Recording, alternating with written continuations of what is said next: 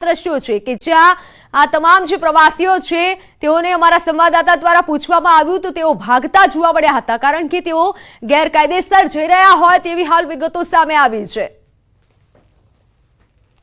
Mumbai airport પર 276 જેટલા ભારતીયો પહોંચ્યા છે, જ્યારે બાકીના હજુ નિકારાગુઆ છે।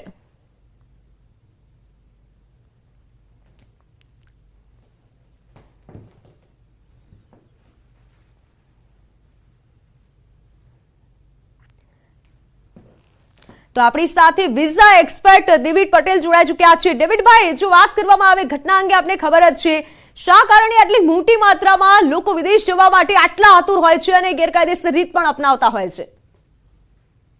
સૌથી પહેલા તો ગેરકાયદેસર રીત એટલે અપનાવતા હોય છે કે એ લોકો એમના આજુબાજુ એજન્ટોથી સરાઉન્ડેડ હોય છે। એજન્ટો જ એમનું માઇન્ડ બ્રેન વોશ કરી દે છે એ કહીને કે તમને 2 નંબરમાં 15 દિવસમાં ગેરંટી સાથે યુએસએ કે કેનેડા કે યુરોપિયન કન્ટ્રીઝમાં પહોંચાડી દેવા આવશે અને ત્યાં જઈને તમે ઢગલો પૈસા કમાઈ શકશો। હવે આ આમ માણસને સાચા નોલેજ આપવા વાળા વ્યક્તિઓ મળતા નથી, કારણ કે એવી જગ્યાએ રહેતા હોય છે, એવી વાર્તાઓ સાંભળતા હોય છે આ એજન્ટ દ્વારા કે 15 દિવસમાં આ ભાઈ પહોંચી ગયો, આ ભાઈ પહોંચી ગયો, જે સાચી નથી હોતી। કારણ કે તમે ગેરકાયદેસર કામ કરવાનું શરૂઆત કરો છો તો એનો પરિણામ ખરાબ જ આવવાનું છે।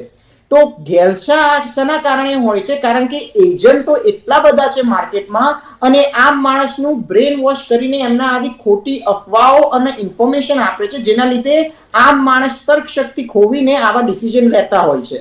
બિલકુલ ડેવિડભાઈ, પરંતુ ગલીએ ગલીએ હવે આવા એજન્ટ સક્રિય થયા છે તેવું કહી શકાય, કારણ કે ઘણા બધા એજન્ટ છે જે લોકોનું બ્રેન વોશ કરી નાખે છે, કરોડો રૂપિયા પણ લેતા હોય છે, પરંતુ એ સમગ્ર પ્રોસેસ અમને જણાવશો કે કઈ રીતે ત્યાં મોકલે છે અને ત્યાં પછી શું થાય છે? જો સૌથી પહેલા તો હું ત્યાંનો છું, યુએસ સિટીઝન છું, મને ખબર છે ત્યાં કેટલું શોષણ થતું હોય છે। તમે 2 નંબરમાં પહોંચી જાઓ, ચલો ઇલીગલી પહેલા તો જવાય નહીં, કારણ કે રિસ્ક બહુ હોય છે, પણ તમે કદાચ સક્સેસફુલી ઇલીગલી ત્યાં પહોંચી પણ ગયા તો ત્યાં ગયા પછી તમારું ફ્યુચર શું એનું કોઈ વિચારતું નથી, કારણ કે તમારી જોડે કોઈ લીગલ ડોક્યુમેન્ટ્સ નથી, કોઈ આઈડેન્ટિટી નથી, તો કઈક પ્રોબ્લેમ તમને પડશે। સપોઝ તમારું શોષણ થશે, ત્યાં તમને બહુ જ ઓછા માત્ર પૈસા આપવા આવશે અને તમારી જોડે કામ વધારે લેવામાં આવશે, તો એ શોષણનું રિપોર્ટિંગ તમે ક્યાં કરશો?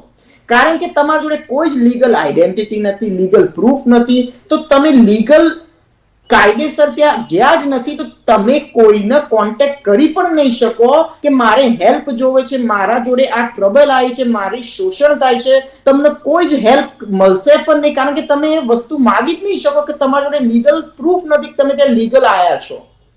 બિલકુલ ડેવિડભાઈ, આભાર આપનો ન્યૂઝ 18 ગુજરાતી સાથે જોડાવા બદલ। તો હાલ જે પ્રમાણે વિગત સામે આવી રહી છે, આ તમામ જે પ્રવાસીઓ છે તેમાંથી 90 થી વધુ જે પ્રવાસી છે તે મહેસાણાના હોય તેવો દાવો કરાઈ રહ્યો છે। મહેસાણા તાલુકા પંચાયતના સભ્યએ આ દાવો કર્યો છે, પરંતુ ગેરકાયદેસર જવાના કિસ્સા અવારનવાર વધી રહ્યા છે। ફરી એકવાર માનવ તસ્કરીની શંકા અને તેમાં ફ્રાન્સમાં વિમાન રોકી દેવામાં આવ્યું હતું અને ત્યારબાદ હાલ આ તમામ ભારતીયો મુંબઈ પરત ફર્યા છે।